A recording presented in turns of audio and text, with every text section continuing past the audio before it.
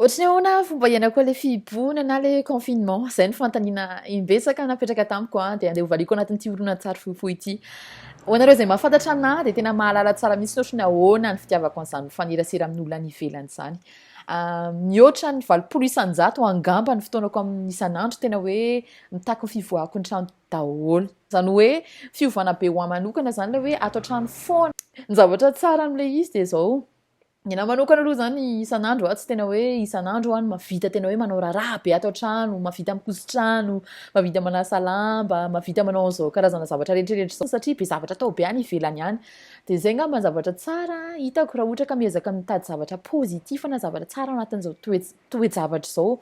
Lasa mahavita manao raharaha, lasa voakarakarako ny tranoko, voakarakarako kokoa zany e, tsy hoe tsy mikarakara akory teo fa lasa voakarakara mihoatra lavitra noho ny isan'andro. Ankoatran'izay koa lasa tsy mandany vola any amin'ny restaurant any ivelany tsy mandany vola any amin'ny cargo, tsy mandany vola tany amin'ny toeran-kafa fa tena hoe lasa zahako mihitsy no mahavita manao ny sakafoko ato an-trano. Tao anatin'izay zavatra zay de mianatra misadapta, mianatra mandamina fiainako manokana. Androany zao hanao voix off, hanao lafeo lafika amina client any ivelany. De ezahana atao zany zay mety am'le izy raha ny mahazatra zao ahako de tsy ato an-trano manao anazy fa mety hoe kamokamo zany de hikirakira le izy rehetra an-trano de aleoko makany amin'ny studio, manofa studio fa noho ny toe-draharaha de lasa voatery koa mianatra an'le izy mianatra manao an'izy tsy kamokamo satria indraindray mandany fotoana mikirakira an'le izy ohatra matematika be lol. Fa lasa hoe zahako no manao an'le izy ato an-trano. Ny fitaovana raha teo ananana fa indraindray noho ny akamoana sy noho ny tsy fitiavana i-consacrer fotoana am'le izy de lasa makany ankafa foana. De zay zao hitako hoe point positif lasa mianatra zavatra vaovao zavatra tsy haiko taloha lasa haiko am'izao ary lasa fanamby ioarako mihitsy moa zany.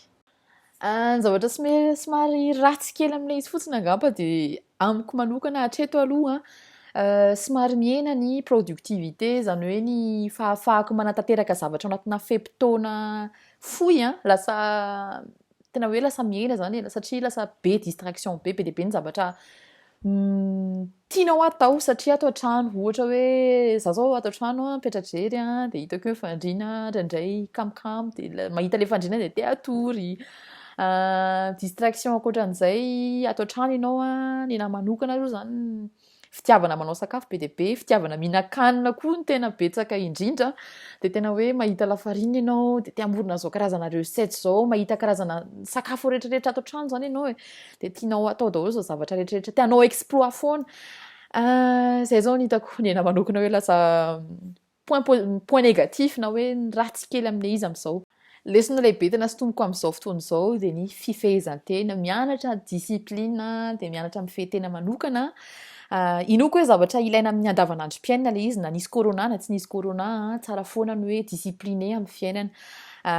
De zay angamba de mirary soatsika rehetrarehetra za manokana matsapa hoe fitahian'Andriamanitra matoa za manokana aloha afaka manao an'izao fantatro tena fantatro hoe tsy ny olona rehetra no afaka tena hoe mijanona ao tokantrano zany. Voalohany aloha betsaka ny olona tsy manana trano eto Madagasikara de tena hoe mahaiza misaotra sy mankasitraka an'Andriamanitra raha ohatra ka isan'ny olona nomeny trano ianao matoa ianao mahita n'ity horonan-tsary ity. Inoko aloha voalohany indrindra ihany koa fa mbola manana connexion, mbola fahasoavana hafa indray koa zany.